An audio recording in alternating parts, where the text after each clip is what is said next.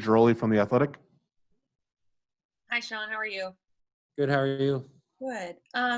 So I'm curious, just to switch gears here a little bit. You and your wife were really active in kind of attending a lot of the Black Lives Matter rallies, and you've been very outspoken in the past. And I'm wondering what your reaction was to reading that post from Ian Desmond, and whether you think there is a cultural problem at large in MLB.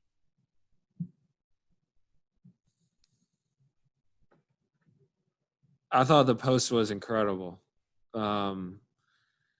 And I mean, I read it over and over again a few times, and for him to put himself out there like that and make himself a little bit vulnerable by speaking his truth like that, I have so much respect for that. And even though I never played with him while he was here, I've heard so many good stories about what an incredible presence he was in the clubhouse, what a great teammate he was, what he meant to the community here. I've heard so many amazing stories about his work with the Nats Youth Baseball Academy. So I've always had respect for him, but that was incredibly powerful to hear a player in our league speak about those issues and what his experience has been with them, what he's seen with his own eyes, and what his experience has really been. That takes a lot of courage to speak truth to power like that. So, I mean, I thought it was incredibly well done and incredibly powerful, and I respect him and support his decision 100%.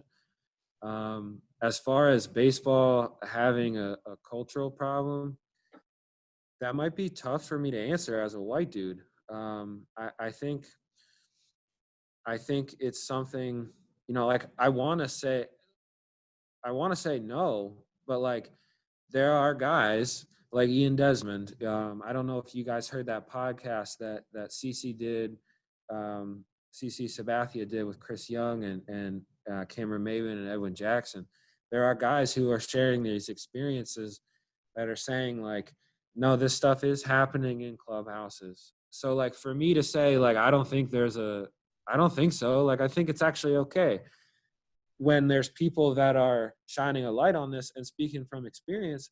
Like maybe we do have to look in the mirror. Like we have to like shut up and listen and figure out a way to address these issues, be better teammates, be better human beings.